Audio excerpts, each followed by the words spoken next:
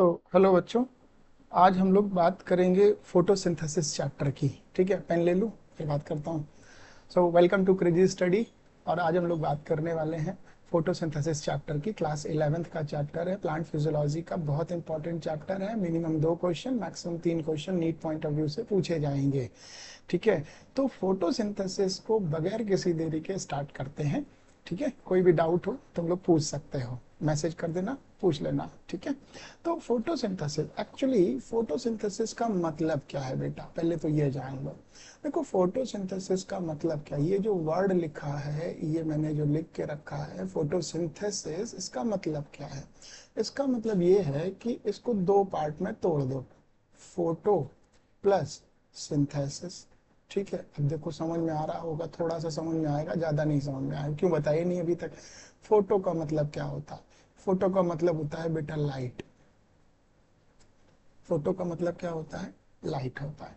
Synthesis का मतलब क्या होता है? सिंथेसिस का मतलब होता है to make, to make, to make. तो लाइट को बनाना, इसका मतलब यही तो हुआ, लाइट को बनाना। अच्छा, अब एक चीज और समझो जरा, ये लाइट में क्या होता है? लाइट में क्या होता है? एनर्जी होती है। Exactly exactly. तो हमारा उद्देश्य क्या है? To make energy, to make energy, ये है फोटोसिंथेसिस। तो फोटोसिंथेसिस इन हायर प्लांट में क्या बोलते हैं हम? एनर्जी का फॉर्मेशन ही क्या कहलाता है? फोटोसिंथेसिस कहलाता है। Very good. अच्छा, अब फोटोसिंथेसिस को अगर तुम समझने की कोशिश करो तो फोटोसिंथेसिस एक्चुअल में क्या है? एक फिजियो केमिकल प्रोसेस है। क्या है? एक क्या है? फिजियो केमिकल प्रोसेस है। तो फिजियो केमिकल प्रोसेस, या फिर इसको ऐसे बोल सकते हैं, क्या बोलते हैं इसको? फोटो बायोकेमिकल प्रोसेस है। क्या है? फिजियो केमिकल प्रोसेस है या फोटो बायोकेमिकल प्रोसेस है? फोटो बायोकेमिकल प्रोसेस है। तो इसको लिखते हैं हम लोग, क्या लिखेंगे? Photosynthesis is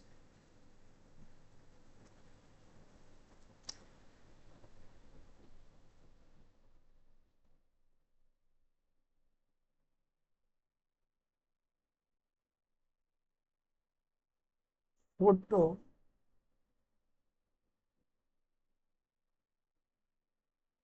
synthesis is physiochemical process, is physio, क्या लिखेंगे? फिजियो केमिकल प्रोसेस, और क्या? और photo biochemical process, photo bio chemical process. ठीक है, ये बात समझ में आई? क्या लिखा हम लोगों ने? फिजियो फोट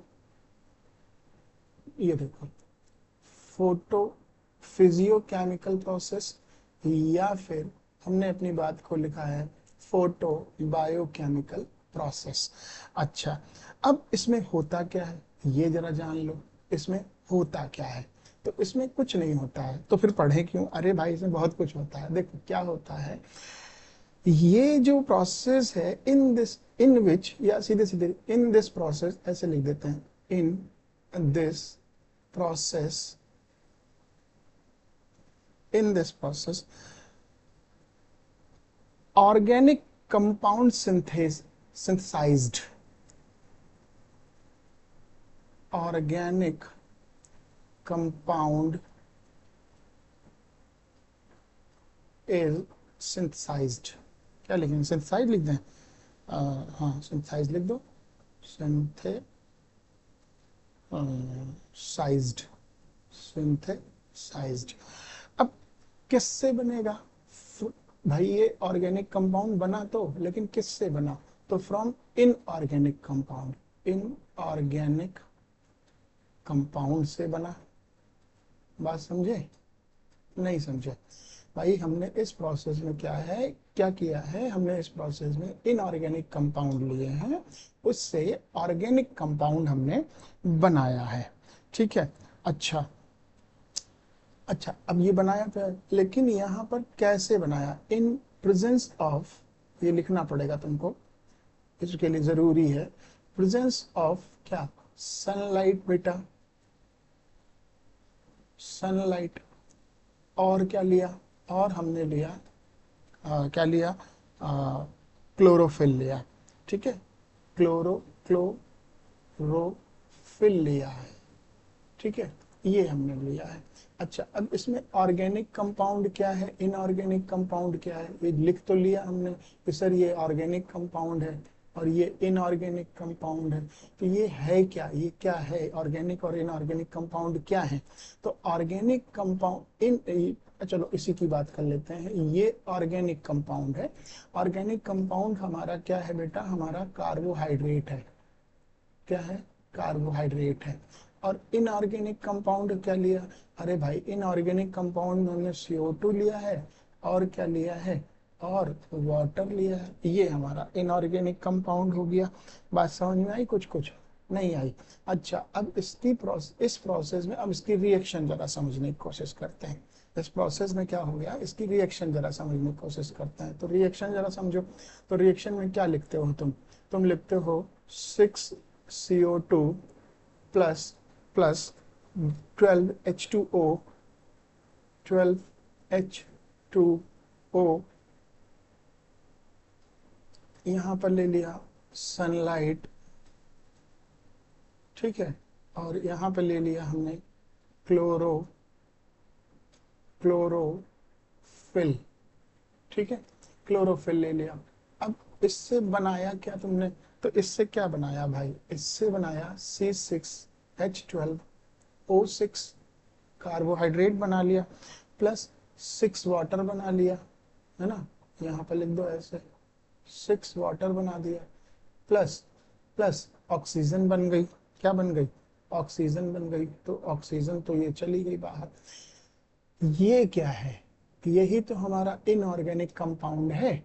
ये हमारा क्या है, इन ऑर्गेनिक, इनऑर्गेनिक कंपाउंड है कि ऑर्गेनिक कंपाउंड है, ऑर्गेनिक कंपाउंड है प्रभु। ये हमारा क्या है, ऑर्गेनिक कंपाउंड है, इनऑर्गेनिक नहीं है, गलत हो जाता है अभी तुम्हारे चक्कर में। क्या है ये, ऑर्गेनिक कंपाउंड है ये हमारा क्या बना, ऑर्गेनिक कंपाउंड बना। तो ये क्या है फिर, ये क्या है, ये इनऑर्गेनिक कंपाउंड है।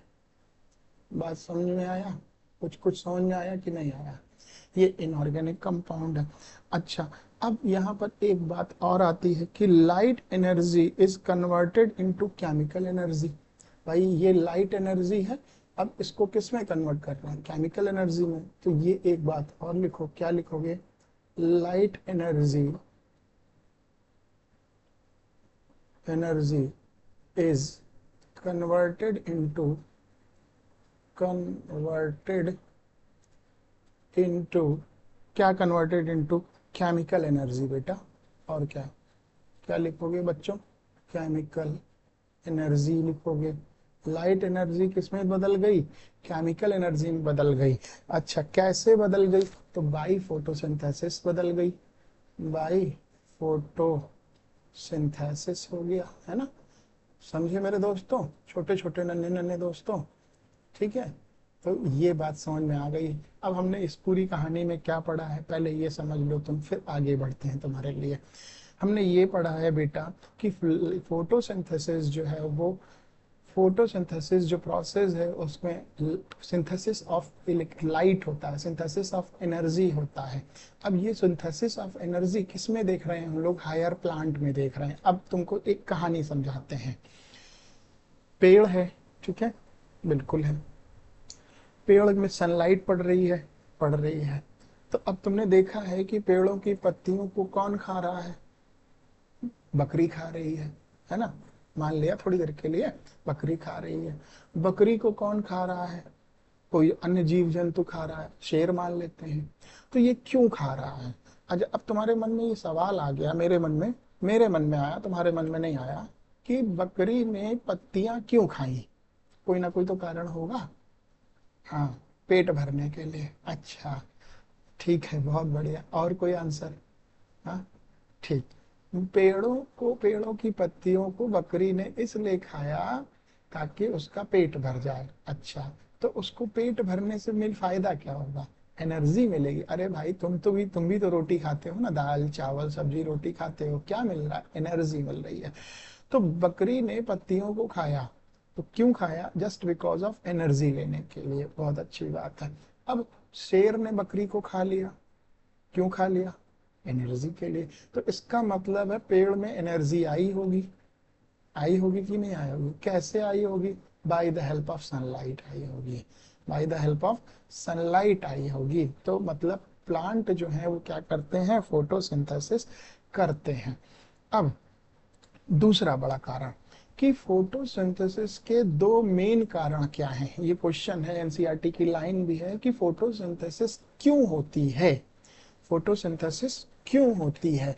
तो फोटोसिंथेसिस होने के दो बड़े कारण हैं, ये बात लिखनी पड़ेगी। Photosynthesis is happen due to two main reason. Photosynthesis is happen due to two reason, ये एनसीईआरटी में लिखा हुआ है। अब ये दो रीजन कौन कौन से हैं? पहला बेटा रीजन है to make food, to make food, पहला रीजन ये है। दूसरा रीजन क्या है? दूसरा रीजन है इन्वॉल्व ऑक्सीजन, फॉर ऑक्सीजन लिख दो, इवॉल्व लिख दो, फॉर ऑक्सीजन लिख दो, फॉर ऑक्सीजन लिख दो। ठीक, ये बात समझ में आई तुमको? नहीं आई? अच्छा, अब फोटोसिंथेसिस जो है उनको रिएक्शन तुमको बता चुके हैं कि water molecule plus carbon dioxide molecule मिल करके ग्लूकोज का फॉर्मेशन कर रहे हैं और एनर्जी का फॉर्मेशन कर रहे हैं। ये बात हम तुमको बता चुके हैं। अच्छा, अब इस बात को बता चुके हैं तो इस बात को हम लिख लेते हैं थोड़ी देर के लिए, ऐसे अपने समझने के लिए, ताकि तुमको डाउट ना आए यहाँ पर कोई भी। तुमने क्या लिखा? 6 CO2 लिखा बेटा, और 12 वाटर लिखा। ठीक है, सनलाइट ले लो, सनलाइट ले लो, और क्या ले लो? क्लोरोफिल ले लो। अब इसमें तुमने क्या बनाया? इसमें तुमने बनाया C6H12O6 प्लस ऑक्सीजन बनाया, प्लस वाटर बनाया। यही तो बनाया था। यहाँ पे 6 लगा दो, यहाँ पे 6 लगा दो, इसको ऑक्सीजन को इवॉल्व कर दो। ये तुमको मैंने क्या बताया? इनऑर्गेनिक बताया है ना, लिख दें, इनऑर्गेनिक बताया। ये क्या बता दिया तुमको मैंने? ऑर्गेनिक कंपाउंड बताया था। याद आया? नहीं याद आया? याद आ गया, अच्छी बात है। समझ रहे हो बच्चों?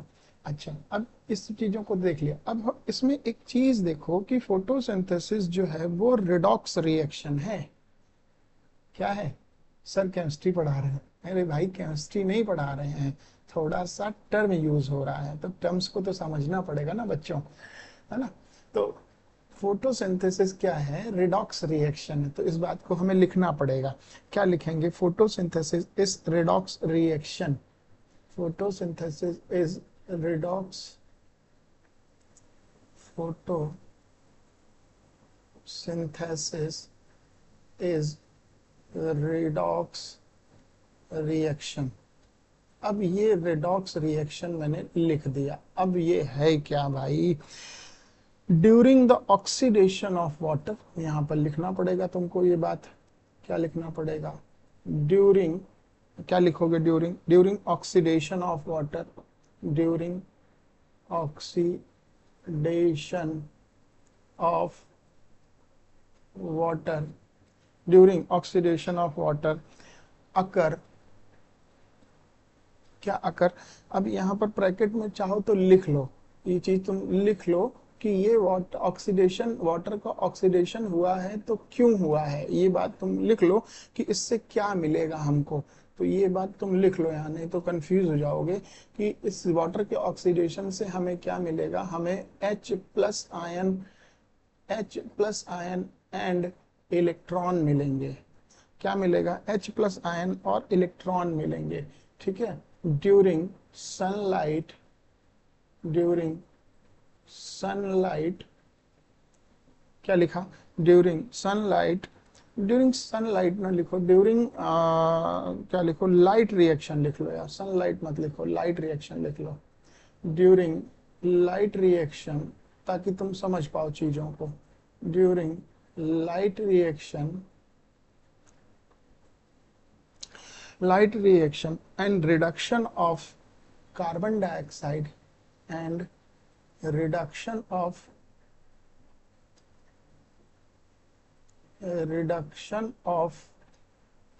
कार्बन डाइऑक्साइड, भाई ऑक्सीजन का क्या हुआ, ऑक्सीडेशन, और कार्बन डाइऑक्साइड का क्या हो गया, रिडक्शन। तो जब रिडक्शन हो जाएगा, तो क्या करेगा, एक्सेप्ट कर लेगा, है ना भाई, एक्सेप्ट कर लेगा। क्या एक्सेप्ट कर लेगा, H प्लस आयन और इलेक्ट्रॉन जो वहां से प्रोड्यूस हुए थे यहाँ पर क्या हो जाएंगे, एक्सेप्ट हो जाएंगे। बात समझ में आई, नहीं आई। हमने क्या लिखा, हमने लिखा फोटोसिंथेसिस जो है वो रेडॉक्स रिएक्शन है बेटा, रेडॉक्स रिएक्शन है। इस रेडॉक्स रिएक्शन में वाटर का ऑक्सीडेशन होगा और कार्बन डाइऑक्साइड का रिडक्शन होगा। वाटर का ऑक्सीडेशन जब होगा तो वाटर के ऑक्सीडेशन में H प्लस आयन और इलेक्ट्रॉन रिलीज किए जाएंगे, जबकि कार्बन डाइऑक्साइड के रिडक्शन में ये H प्लस आयन और इलेक्ट्रॉन जो वहां से प्रोड्यूस हुए थे यहाँ पर क्या कर लिए जाएंगे, एक्सेप्ट कर लिए जाएंगे। ठीक है, एक्सेप्ट कर लिए जाएंगे। कब एक्सेप्ट कर लिए जाएंगे, ड्यूरिंग डार्क रिएक्शन, यही तो बताना था, during dark reaction, during dark reaction, समझ गए, ड्यूरिंग डार्क रिएक्शन ये क्या कर लिए जाएंगे, एक्सेप्ट कर लिए जाएंगे। अब यहाँ पर एक क्वेश्चन बन सकता है, क्या क्वेश्चन बन सकता है कि क्वेश्चन ये बन सकता है कि ये H प्लस आयन और इलेक्ट्रॉन कब एक्सेप्ट होंगे। क्वेश्चन ध्यान से सुनो, H प्लस आयन और E आयन जो इलेक्ट्रॉन जो है ये कब एक्सेप्ट किए जाएंगे, मतलब रिडक्शन ऑफ कार्बन डाइऑक्साइड जब होगा तो ये कब एक्सेप्ट किए जाएंगे, तो आंसर मिल जाएगा रिडक्शन ऑफ कार्बन डाइऑक्साइड के दौरान मिलेंगे। अच्छा, अब यहीं पर एक क्वेश्चन और बनता है कि ये आ, इस प्रोसेस को क्या कहते हैं, इस प्रोसेस को क्या कहते हैं, तो तुम आंसर बताओगे। इस प्रोसेस का नाम है बायोसिंथेटिक फेज। क्या नाम है, बायोसिंथेटिक, क्या लिखा, बायोसिंथेटिक ना, हाँ सिंथेटिक, सिंथेटिक फेज के दौर ये बनता है। बात समझ में आई, कुछ कुछ, कोई कॉम्प्लिकेशन नहीं है, कोई भी कॉम्प्लिकेशन नहीं है। अच्छा, हम नीचे क्यों देख रहे हैं, अरे भाई नीचे इसलिए देखना पड़ता है कि मैं इसमें इसमें टैबलेट पे लिख रहा हूँ, टैबलेट पे अलाइनमेंट सही हो रहा है कि नहीं हो रहा है, इसलिए मुझे नीचे देखना पड़ता है यार। हाँ, इसीलिए नीचे देखना पड़ता है, और कोई वजह नहीं है। पेन टैबलेट, जब टैबलेट में यूज टैबलेट्स, भाई तुमको मैं कैसे पढ़ा रहा हूँ, वो स्मार्ट बोर्ड पे नहीं पढ़ा रहा हूँ अभी ना, नॉर्मली टैबलेट पे पढ़ा रहा हूँ। तो टैबलेट पे लिखेंगे तो कहाँ, ऊपर देख के लिखें कि नीचे देख के लिखें, तुम कॉपी पे कैसे लिखते हो बताओ, ऊपर देख करके कि कॉपी में देख करके, एग्जैक्टली कॉपी में देख करके। तो वैसे मुझे भी लिखना पड़ता है, सेम तरह है, वही है। आपकी कॉपी है, मेरे पास डिजिटल स्लिप, डिजिटल बोर्ड है, ये डिजिटल एक छोटा सा टुकड़ा है मोबाइल वाला, है ना, तो उस पे लिख रहा हूँ मैं। टैबलेट में कैसे लिखते हो, आईपैड में कैसे लिखते हो, तो मेरे पास यही आईपैड ही तो है ये।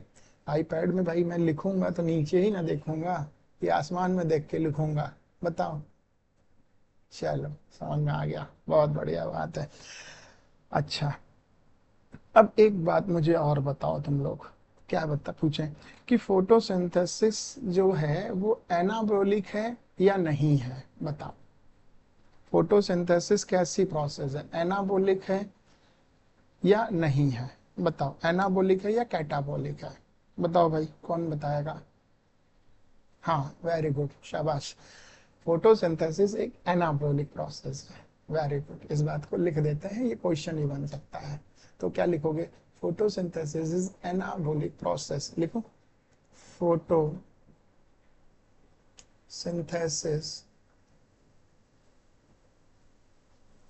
इज एनाबोलिक प्रोसेस, ठीक है। प्लस एक बात और लिखो, क्या लिखोगे? अच्छा, ये एंडोथर्मिक क्या बोलते हैं, एंडोथर्मिक है या एक्सोथर्मिक है? मतलब इसमें एनर्जी एब्जॉर्ब होगी या एनर्जी कुछ और होगा इसका, बताओ क्या लिखोगे? एनर्जी इंडरगोनिक प्रोसेस है ये, क्या है? इंडरगोनिक प्रोसेस है, लिख दो ये बात, इंडरगोनिक प्रोसेस है बेटा ये क्वेश्चन है, ध्यान रखना। इंडरगोनिक का मतलब होता है एनर्जी को एब्जॉर्ब करना, एनर्जी एब्जॉर्ब करना होता है इसका मतलब। ये इंपॉर्टेंट है बच्चों, ये यार थोड़ा सा नहीं, इंपॉर्टेंट क्वेश्चन है यार, क्वेश्चन तो इंपॉर्टेंट होते ही हैं ये। तो एनाबोलिक और इंडरगोनिक प्रोसेस है, इसको मैं वो कर दूं क्या सर्कल में? हाँ कर दूं, चलो मैं कर देता हूँ। एक ये हो गया, ठीक है, और एक तुम्हारा ये हो गया, ठीक। अच्छा, अब हम फोटोसिंथेसिस के बारे में क्या जानते हैं, बताओ भाई। फोटोसिंथेसिस के बारे में क्या जानते हैं? फोटोसिंथेसिस के बारे में हम ज़्यादा कुछ नहीं जानते हैं, लेकिन फोटोसिंथेसिस के बारे में एक्सप्लेन करने से पहले कुछ एक्सपेरिमेंट हुए थे पहले, है ना? कभी पीछे भूतपूर्व जमाने में एक्सपेरिमेंट हुए थे, तो उन एक्सपेरिमेंट पे हम थोड़ा सा नज़र डाल लेते हैं ताकि हम चीज़ों को समझ पाए कि आखिरकार ये कैसे चीज़ें हो रही हैं। इतना पेड़ से भाई एप्पल खाते हो, एप्पल खाते हो, आम, अभी आम का मौसम चल रहा है, इतना मीठा आम कैसे पेड़ दे सकता है? तो कुछ ना कुछ तो वजह होगी ना। एग्जैक्टली फोटोसिंथेसिस, भाई पौधे अपना भोजन स्वयं बना लेते हैं। ऑटोट्रॉपिक हैं ये? नहीं है। तो ऑटोट्रॉपिक हैं तो वो पौधे अपना भोजन स्वयं बना रहे हैं और तुमको भी तो भोजन दे रहे हैं। इतना मीठा बढ़िया रसीला आम है, ठीक है, तो वो क्या है? तो एनर्जी ही तो है, तुम उसको फीड कर रहे हो, तुम उसको खा रहे हो, नहीं खा रहे हो। तो ये पौधे क्या है? ऑटोट्रॉपिक पौधे हैं। तो इसके बारे में, ये फोटोसिंथेसिस कैसे हो रहा है, तो इसके बारे में थोड़ा सा हम कुछ सिंपल एक्सपेरिमेंट के बारे में समझने की कोशिश करते हैं, ठीक है। सिंपल एक्सपेरिमेंट के बारे में कोशिश करते हैं समझने के लिए। तो हम क्या करेंगे, हम एक एक नहीं, दो लीफ ले लो, दो क्या ले लो, लीफ ले लो।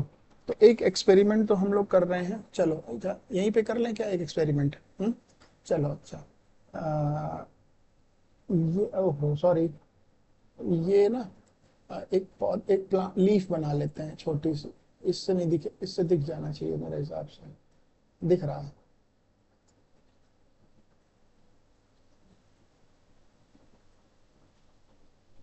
ये लीफ बना लिया, ठीक है बेटा, ऐसे एक लीफ बना दिया मैंने ये। अब इस लीफ में अगर तुम देखोगे तो देखो अब कर क्या रहे हैं उसमें, अभी तो कुछ नहीं दिखा रहे हैं तुमको। ये लीफ मैंने बना ली। अब इस लीफ में एक ना, अब ये बताओ मुझे कि ये फोटोसिंथेसिस करेगी कि नहीं करेगी, पहले तो ये बताओ, करेगी। अब इस लीफ में एक हमने आधे हिस्से पर, ना आधे हिस्से पर मतलब कि यहां से यहां तक एक ब्लैक पेपर लगा दिया है। ये देखो लग गया, नहीं लग गया, लग गया, रुक जाओ पूरा लगा दें। ये लगा दिया, क्या लगा दिया? ब्लैक पेपर लगा दिया। अब ब्लैक पेपर जब लगाया है हमने, तो अब क्या करने जा रहे हैं, हम इसको ऑब्जर्व करेंगे। अच्छा, अब ब्लैक पेपर लगा दिया, अब तुम बताना थोड़ी देर के लिए क्या, कि ब्लैक पेपर जब लगाया है यहाँ पर, ये क्या है? ब्लैक पेपर है, लिख दें ऐसे, ब्लैक पेपर है। एक मिनट, इसको थोड़ा सा और वो कर देते हैं, ब्लैक पेपर है। अब ब्लैक पेपर लगाया, तो अब मेरा क्वेश्चन है तुमसे कि यहाँ पर क्या फोटोसिंथेसिस होगी? बोलो, बोलो, फोटोसिंथेसिस होगी? बोलो। तो तुम आंसर दे रहे हो नहीं होगी। तो जब फोटोसिंथेसिस नहीं होगी, तो क्या यहाँ पर कार्बोहाइड्रेट या स्टार्च बनेगा? बोलो। नहीं बनेगा, फोटो स्टार्च नहीं बनेगा। ठीक है, तो अगर हम इसमें स्टार्च टेस्ट करें, इसमें स्टार्च स्टार्च टेस्ट करें, स्टार्च टेस्ट करें, तो क्या ये सक्सेसफुल होगा? नहीं होगा। अब कुछ बच्चे पूछना, सर स्टार्च टेस्ट कैसे होता है? अरे आयोडीन से होता है भाई। और कैसे होता है? आयोडीन से होता है। जहां पर ब्लैक पेपर लगा होगा वहां पर आयोडीन का इफेक्ट नहीं होगा, और बाकी एरिया में आयोडीन का इफेक्ट मिलेगा। ए भाई, तुमको इतना भी नहीं पता है? मूर्ख हो क्या एकदम? चलो कोई बात नहीं, सीख लिया, इसी बहाने नई चीज सीखने को मिल गई हम लोगों को। ऐसे पूछ लिया करो, कोई दिक्कत नहीं होती बताने में मुझे। ठीक है। अच्छा, अब इस वाले की बात करते हैं। ये ग्रीन वाला पार्ट है ना? तो ग्रीन वाले पार्ट को अगर हम लोग जरा देखें, तो ग्रीन वाले पार्ट को क्या देखोगे? ग्रीन वाले पार्ट में सबसे पहले फोटोसिंथेसिस होगा? नहीं होगा। फोटोसिंथेसिस होगा? होगा। तो फोटोसिंथेसिस होगा तो क्या स्टार्च यहाँ बनेगा? बिल्कुल बनेगा। तो ये एक एक्सपेरिमेंट है, इसको हम लोग बोलते हैं, इसका नाम क्या है? इस एक्सपेरिमेंट का नाम क्या है ये पहले बताओ मुझे तुम लोग। हम ही बता देते हैं तुमको। इसका नाम है वेरीजेटेड लीफ एक्सपेरिमेंट। स्पेलिंग क्या लिखोगे? VARIEGATED,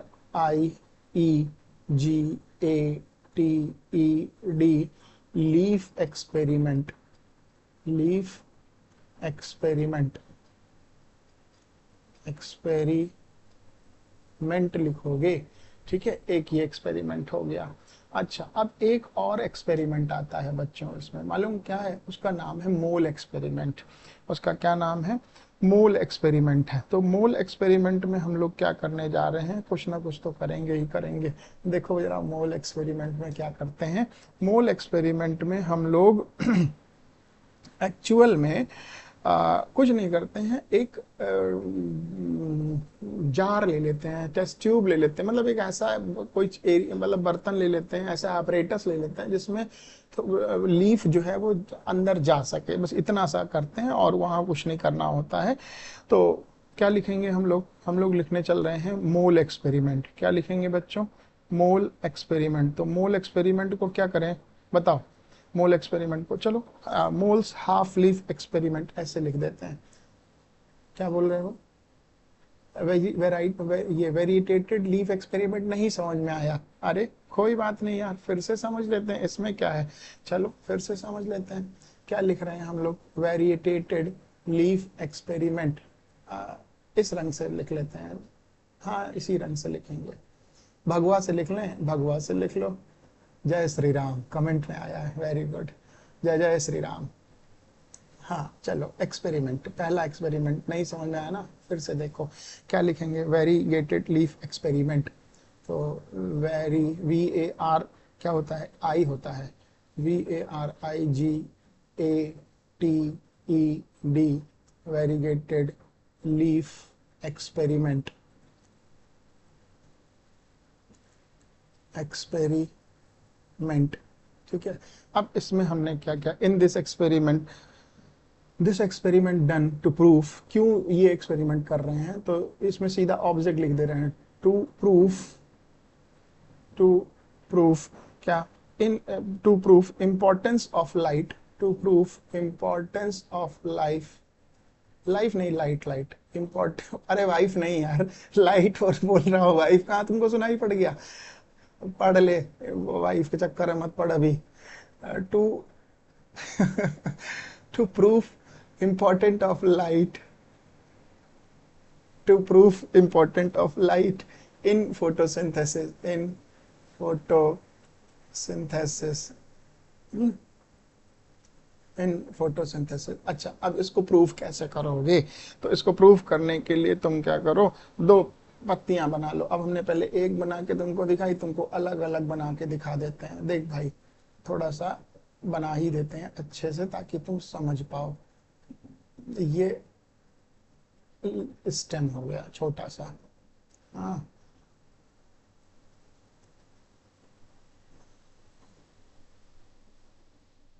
एक लीफ ये हो गई। हम्म,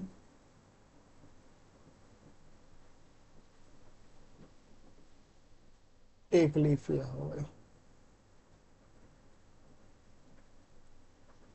अब तो नीचे नहीं देख रहा हूं। हाँ, अच्छा भैया थोड़ा सा देखना पड़ेगा, क्योंकि इतना ब्रेन सेट नहीं हो सकता है कि मैं नीचे लिखूं और ऊपर देखूं। तो मुझे दिखने के लिए नीचे देखने के लिए नीचे मतलब नीचे लिखने के लिए नीचे ही देखना पड़ेगा। हाँ, जब व्हाइट बोर्ड में पढ़ोगे या स्मार्ट बोर्ड में पढ़ोगे तब ऐसी कोई दिक्कत नहीं आएगी। चलो, लीफ बना लिया। अच्छा, इसको हवा में नहीं लटकाते हैं ना, इसको बेस बना देते हैं ऐसे। चलो, क्या करते हैं, लीफ एक्सपोज करते हैं। अब एक लीफ को ढक दो, एक लीफ को क्या कर दो, कवर कर दो। कैसे कवर करें बताओ। हाँ, चलो कवर कर देते हैं। तो कैसे कवर करोगे, चलो ऐसे कर देते हैं, ऐसे ऐसे।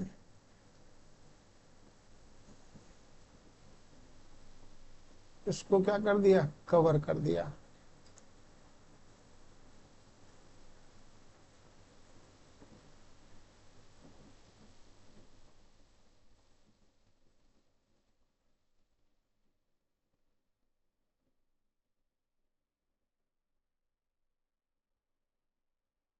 तुम समझ गए, अब ज्यादा नहीं, इसको खुला छोड़ दिया। ठीक है, तो इसको कवर्ड बाय ब्लैक पेपर, है ना, तो लिखना पड़ेगा ना इस बात को, तो लिख दें। यहाँ पर लिख दे रहे हैं, इधर क्या लिखेंगे, वेरिएटेड, VARIEGATED, वेरिएटेड लीफ, या फिर कवर्ड लीफ, है ना, कवर्ड लीफ, समझ में आया बच्चों, by black paper, black paper. ये, और इसको, इसको एक्सपोज है ये, है ना, ये ओपन है, तो इसको क्या लिख दो, एक्सपोज लीफ लिख दो। क्या दिक्कत है बताओ मुझे। चलो, अब तुम ये अपनी बुद्धि से बताओ कि जिस एक लीफ को हमने काले कपड़े, सॉरी काले कपड़े कह रहे हैं, पेपर से, ब्लैक पेपर से कवर किया है, तो क्या लीफ कवर है, पहला क्वेश्चन बताओ। लिखें, हाँ बिल्कुल लिखेंगे इस बात को, leaf is cover, leaf is cover. हाँ, दूसरी बात, लीफ कवर है, तो सनलाइट इसमें गिरेगी, नो सनलाइट, सनलाइट इसके ऊपर कोई इफेक्ट पड़ेगा, नहीं पड़ेगा, नो सनलाइट इफेक्ट। तो जब सनलाइट नहीं होगा, सनलाइट इसके ऊपर नहीं होगी, तो क्या ये फोटोसिंथेसिस करेगा, बोलो, तुम बोलो, नहीं करेगा ना, तो नो फोटोसिंथेसिस। तो जब फोटोसिंथेसिस नहीं करेगा तो इसमें क्या ग्लूकोज बनेगा, बोलो, ग्लूकोज बनेगा, नहीं बनेगा। तो ग्लूकोज नहीं बनेगा तो इसमें क्या स्टार्च का फॉर्मेशन होगा, बोलो, नहीं होगा। तो स्टार्च टेस्ट कैसा आएगा इसमें, स्टार्च स्टार्च टेस्ट कैसा आएगा, नेगेटिव आ जाएगा भाई, और कैसा आएगा। अब इधर आकर के देखो जरा, इधर आओ, तो इधर आकर के देखोगे तो क्या मिल रहा, लीफ कवर्ड है क्या, नहीं, तो sunlight, leaf is not covered, पहला पॉइंट लिख देते हैं, लीफ इज नॉट कवर। ठीक है, तो क्या सनलाइट इस पे पड़ेगी, sunlight will fall on leaf, है ना, sunlight will fall on leaf. तो जब सनलाइट गिर रही है ना, बात समझो, जब सनलाइट गिर रही है तो क्या फोटोसिंथेसिस होगा, बिल्कुल होगा भाई, फोटोसिंथेसिस होगा। और जब फोटोसिंथेसिस होगा तो क्या ग्लूकोज का फॉर्मेशन होगा, बिल्कुल होगा बच्चों। तो ग्लूकोज का फॉर्मेशन होगा तो क्या स्टार्च बनेगा, बिल्कुल बनेगा। तो स्टार्च टेस्ट कैसा होगा, पॉजिटिव होगा। ये है वेरिटेटेड लीफ एक्सपेरिमेंट, अब समझ में आ गया होगा, है ना, बहुत बढ़िया बात है, नोट कर लो जल्दी से, समझ में आया। अच्छा, अब बात करते हैं तुमसे मोल लीफ एक्सपेरिमेंट की। किसकी बात करते हैं तुमसे? मोल लीफ एक्सपेरिमेंट की बात करते हैं। तो मोल लीफ की एक्सपेरिमेंट की जब तुमसे हम बात कर रहे हैं, तो मोल लीफ एक्सपेरिमेंट में देखो क्या होने जा रहा है। अब मोल लीफ को देख लेते हैं हम लोग। तो क्या लिख लें? मोल, एम ओ है ना? हाँ, एम ओ ही होता है मोल में, तो हमने तो एम ओ ही पढ़ा है। मोल, क्या लिखोगे? मोल हाफ लीफ एक्सपेरिमेंट, मोल हाफ लीफ एक्सपेरिमेंट। तो मोल हाफ लीफ एक्सपेरिमेंट में क्या, इसमें ये क्यों करा हमने, पहले तो ये बात बताओ। ये मोल साहब थे, मोल साहब ने ये एक्सपेरिमेंट क्यों किया? सबसे पहला कारण तो यही है, क्या साबित करना चाह रहे थे? तो इसका ऑब्जेक्ट है टू प्रूफ, टू प्रूफ, क्या प्रूफ? कि importance of CO2, importance of CO2 in photosynthesis, in photosynthesis, synthesis। मोल साहब ने CO2 की इंपॉर्टेंस को प्रूफ करने के लिए ये वाला एक्सपेरिमेंट तुम्हारे लिए नहीं, प्रकृति के लिए किया। ठीक है, ताकि तुम पढ़ सको और नीट का एग्जाम क्रैक कर सको अच्छे से। तो फोटोसिंथेसिस में ये इंपॉर्टेंस है इसका। अब इन्होंने क्या किया, ये क्या किया? तो भैया इन्होंने ना बच्चों एक टेस्ट ट्यूब ली। टेस्ट ट्यूब ने एक चलो मैं बना ही देता हूँ, यहीं पे लिख देता, ऐसे बना देता हूँ।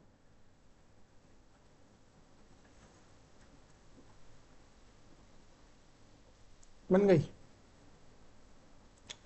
बन गई यार, बस ऐसे मान लो बन गई है, ज्यादा इधर उधर चक्कर ना पड़ो। अब एक लीफ ले लो, एक लीफ ले लो। इस लीफ को इन्होंने आधा अंदर रखा है और आधा बाहर रखा है।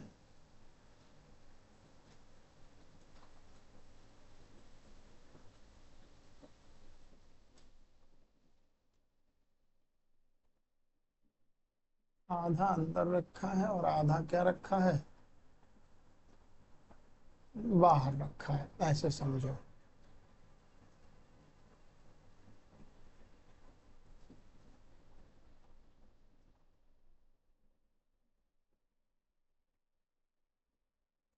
ऐसे समझ लो।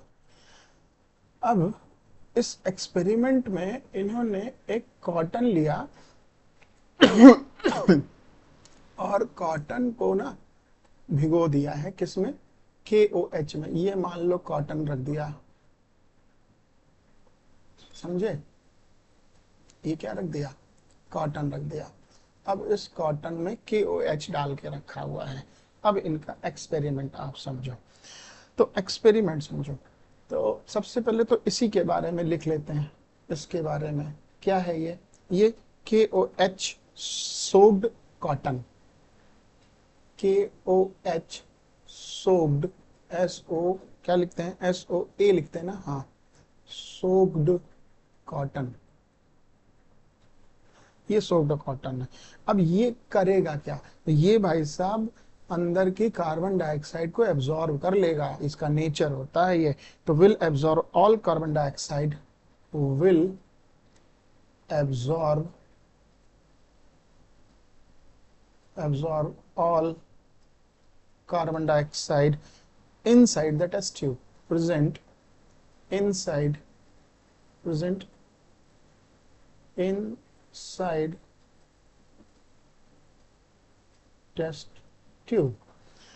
तो अब टेस्ट ट्यूब में जब ये एब्जॉर्ब कर लेगा तो क्या इसके अंदर CO2 होगी? नहीं होगी। ये बात समझ में आ गई? अच्छा, अब चलते हैं अपने आगे की बात को करने के लिए। तो अब आगे की बात करते हैं। तो चलो अब इतने की बात करते हैं, पहले जो अंदर वाला है।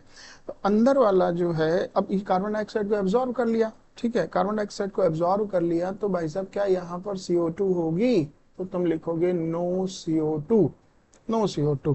तो जब यहाँ पर CO2 ही नहीं है, तो यहाँ पर क्या फोटोसिंथेसिस होगा?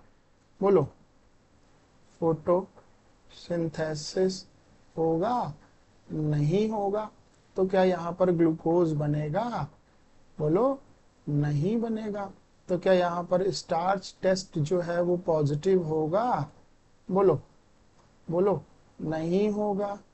स्टार टेस्ट कैसा हो जाएगा, नेगेटिव हो जाएगा। अच्छा, अब ये जो एक्सपोज लीफ है, बाहर वाली लीफ है, इसको जरा समझो बच्चों। अच्छा, तो इस पेन से दिखा देते हैं, इसको समझो। ये जो एक्सपोज लीफ है ना, ये वाली, हाँ। अब इसमें जरा समझो, एक्सपोज लीफ है ना ये, तो इसको ऐसे लिख लेना है, एक्सपोज लीफ। एक्सपोज लीफ है, तो एक्सपोज लीफ में पहला पॉइंट समझो, क्या CO2 प्रेजेंट है? हाँ है। तो क्या फोटोसिंथेसिस होगा? बोलो, होगा, नहीं होगा? फोटोसिंथेसिस होगा, हाँ होगा। क्या ग्लूकोज बनेगा? बिल्कुल बनेगा। तो क्या स्टार टेस्ट पॉजिटिव होगा? हाँ भाई होगा। स्टार टेस्ट क्या होगा? पॉजिटिव होगा भाई, और कैसा होगा? ठीक है, तो ये मूल एक्सपेरिमेंट है, हाफ लीफ मूल एक्सपेरिमेंट है। अच्छा, अब एक बात और समझो। अब एक भाई साहब हैं, उनका नाम है जोसेफ प्रिस्टले। बिल्कुल सही सुना है तुमने। जोसेफ प्रिस्टले को ऑक्सीजन की डिस्कवरी बोला जाता है, मतलब जोसेफ प्रिस्टले साहब ने ऑक्सीजन को डिस्कवर किया था। तो ऑक्सीजन डिस्कवर करने वाले साइंटिस्ट का क्या नाम है? Joseph Presley. तो जोसेफ प्रिस्टले ने भी बड़ा अच्छा इसमें रोल प्ले किया है, अपना इंपॉर्टेंस है उनका। तो उस इंपॉर्टेंस को यहाँ पर समझने की कोशिश करते हैं। क्या है? जोसेफ प्रिस्टले साहब, लिख लेते हैं जोसेफ। क्या लिखते हैं? जोसेफ, जोसेफ है ना, जोसेफ प्रिस्टले। PR स्पेलिंग क्या है? PRIE होगा, देख लेना बेटा। प्रिस्टले, TLEY होगा, प्रिस्टले। अच्छा, ये कब से कब तक रहे हैं? एनसीईआरटी में देखो मेंशन किया गया होगा, 1733 से लेकर के 1804 तक रहे हैं ये, 1804 तक रहे हैं। अब इन्होंने ना 1774 में, हाँ ये बात नोट कर लो, इतिहास है 1774 है कि 1777 है, थोड़ा सा ध्यान देना, मेरे हिसाब से 74 ही है।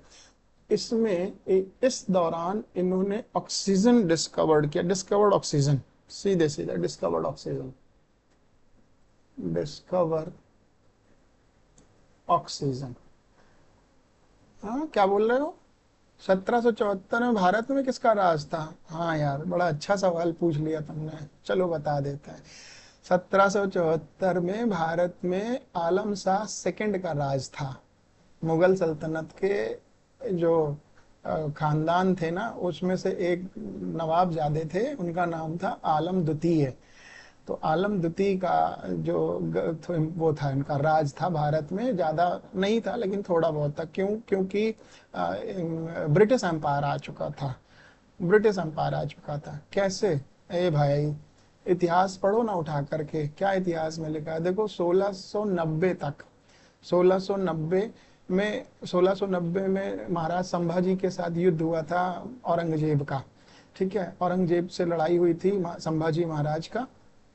ठीक है, 1690 के आसपास।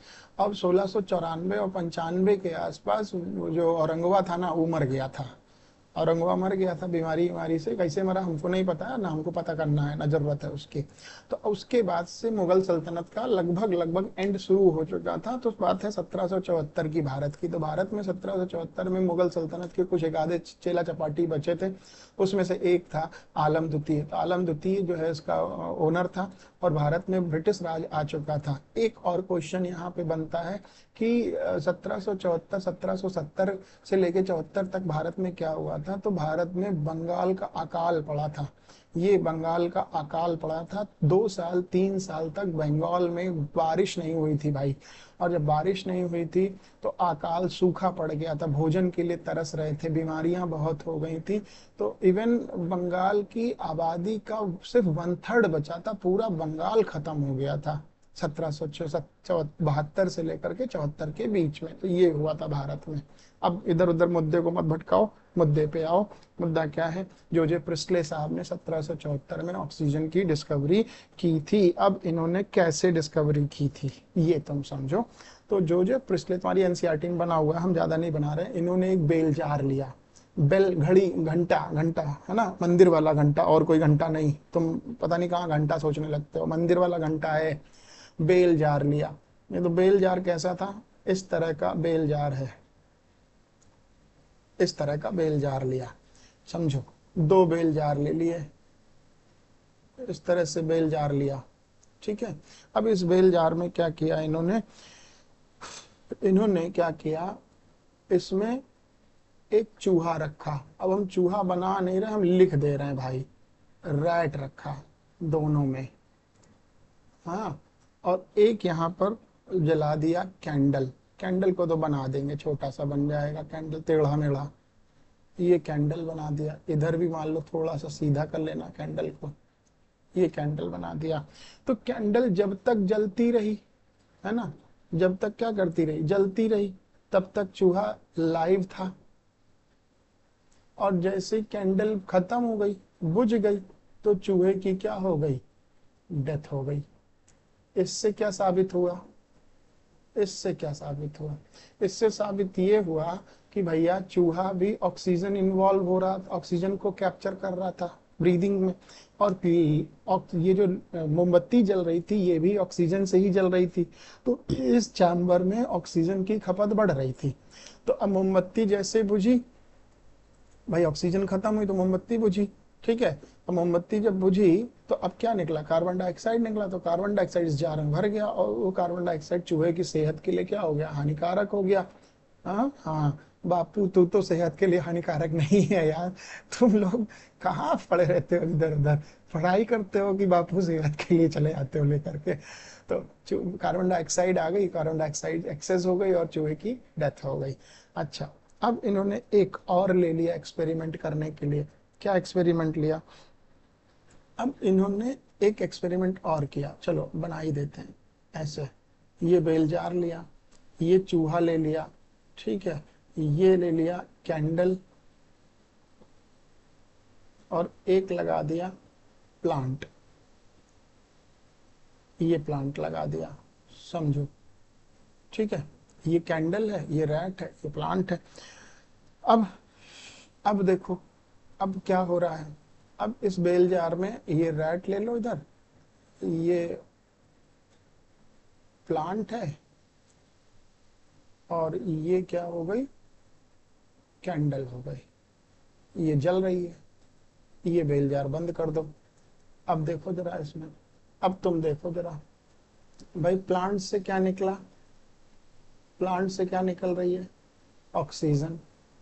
ये इससे क्या निकल रहा है, कार्बन डाइऑक्साइड। तो ऑक्सीजन किसके लिए जरूरत है, रैट के लिए और कैंडल के लिए। कार्बन डाइऑक्साइड कौन ले जाएगा, प्लांट ले जाएगा। तो तीनों सरवाइव करेंगे कि नहीं करेंगे, बताओ। प्लांट ग्रो करेगा कि नहीं करेगा, करेगा। तो जोसेफ प्रिस्टले ने यही एक्सपेरिमेंट किया 1774 में, 1770 में शुरू किया था, 1774 तक इन्होंने एक्सपेरिमेंट करके दिखाया, और इन्होंने ये बताया कि ऑक्सीजन की डिस्कवरी हुई और वो प्लांट के लिए ओके था, ठीक है।